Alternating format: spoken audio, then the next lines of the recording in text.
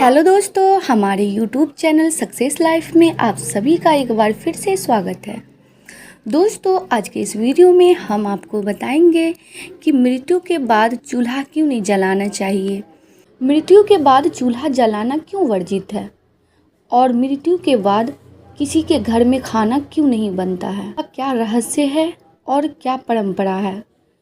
घर में मृत्यु के बाद चूल्हा जलाना क्यों वर्जित है। अगर मृत्यु भोज हो रहा है तो उसे मृत्यु भोज को खाना चाहिए या नहीं खाना चाहिए। आज के इस वीडियो में हम आपको बताएंगे, तो वीडियो को अंत तक जरूर देखें। दोस्तों, हिंदू धर्म गुरु पुराण के अनुसार परिवार में किसी की मृत्यु के बाद तब तक घर में चूल्हा नहीं जलाया जाता है जब तक कि अंतिम संस्कार पूरा ना हो जाए। इसका मुख्य कारण यह है कि शोक की स्थिति में घर में भोजन पकाने और खाने से मृत आत्मा को कष्ट पहुंचता है। गुरु पुराण के अनुसार मृत्यु के बाद जब तक अंतिम संस्कार नहीं होता, आत्मा घर में ही भटकती रहती है। यदि परिवार सामान्य रूप से भोजन करता है तो आत्मा को यह महसूस होता है कि उसे भुला दिया गया है, जिससे उसे कष्ट होता है।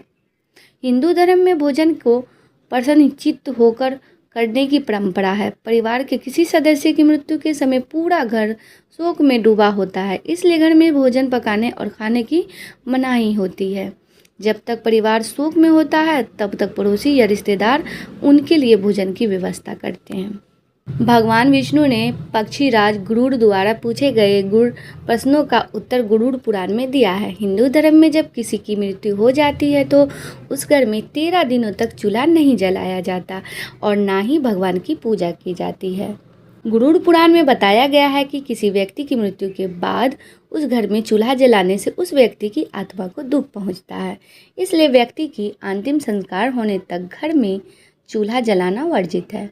पूरे गांव में एक ही खबर थी। गांव के सबसे बुजुर्ग और सम्मानित व्यक्ति हरि नारायण बाबा अब इस दुनिया में नहीं रहे। उनके घर के आंगन में लोग इकट्ठा थे। कोई रो रहा था, कोई चुप बैठा था। तभी 10 साल का छोटा पोता मोहन अपनी दादी से मासूमियत से पूछा, दादी, आज रसोई में चूल्हा क्यों नहीं जल रहा? मुझे भूख लगी है। दादी की आंखों से आंसू बह निकले। उन्होंने मोहन को सीने से लगाया और बोली, बेटा, जब घर में किसी की मृत्यु होती है तो उस दिन चूल्हा नहीं जलाया जाता। यह सिर्फ एक परंपरा नहीं बल्कि उस व्यक्ति के प्रति अंतिम सम्मान और शौक व्यक्त करने का तरीका है। मोहन ने फिर पूछा, लेकिन दादी, चूल्हा जलाने से क्या होता है? दादी ने गहरी सांस ली और एक पुरानी कथा सुनाना शुरू की। बहुत समय पहले एक गांव में एक धनवान परिवार रहता था। परिवार में सुख समृद्धि की कोई कमी नहीं थी, लेकिन एक दिन परिवार के मुखिया का अचानक देहांत हो गया। घर के कुछ लोगों ने कहा, रोने धोने से क्या होगा, जीवन तो चलता रहता है, खाना बनाओ, सबको खिलाओ। उसी दिन चूल्हा जला दिया गया। गांव के एक वृद्ध संत वहां आए। उन्होंने यह देखकर कहा, जिस घर में अभी अभी एक आत्मा ने इस संसार को छोड़ा हो, वहां अग्नि से पहले श्रद्धा जलनी चाहिए। लेकिन किसी ने उनकी बात नहीं मानी। कहते हैं उस परिवार की खुशियां धीरे धीरे समाप्त होने लगी। घर में कलह बढ़ी, धन कम होने लगा और मन की शांति भी चली गई। तब वही संत फिर आए और बोले, ये दंड चूल्हा जलाने का नहीं बल्कि संवेदनहीनता का है। जिसने जीवन भर तुम्हारे लिए मेहनत की, उसके जाने के कुछ ही क्षण बाद तुम अपने सुख में लग गए। उस दिन से गांव वालों ने प्रण लिया कि मृत्यु के बाद कुछ समय तक चूल्हा नहीं जलाएंगे। दादी ने मोहन से कहा, बेटा, इस परंपरा का असली अर्थ यही है कि हम अपने प्रियजनों को सम्मान दें, उनके लिए प्रार्थना करें और यह स्वीकार करें कि जीवन अनमोल है। शाम होते होते पड़ोसी अपने घरों से भोजन लेकर आने लगे। किसी ने रोटी दी, किसी ने दाल, किसी ने सब्जी।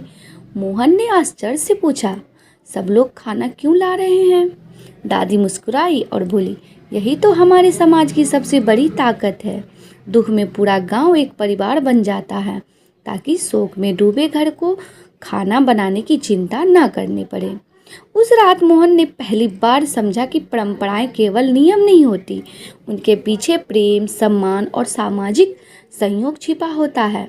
समय बीतता गया, मोहन बड़ा हुआ, पढ़ लिख कर शहर चला गया। एक दिन उसके एक मित्र के घर किसी बुजुर्ग का निधन हुआ। वहां उसने देखा कि लोग तुरंत सामान्य कामों में लग गए थे।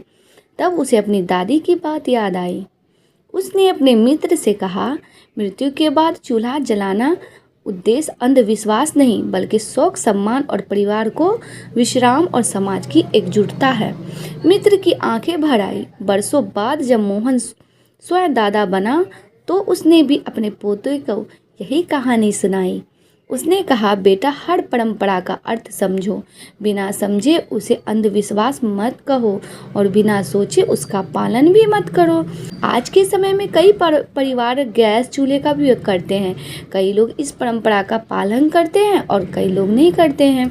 अलग अलग क्षेत्रों और समुदायों में रीति रिवाज अलग हो सकते हैं, लेकिन सबसे महत्वपूर्ण बात है मृत व्यक्ति के प्रति सम्मान, परिवार के दुख में साथ खड़ा होना। यही इस परंपरा का सबसे बड़ा संदेश है। इंसान एक दिन चला जाता, लेकिन उसके संस्कार, उसका प्रेम और उसकी यादें हमेशा जीवित रहती है।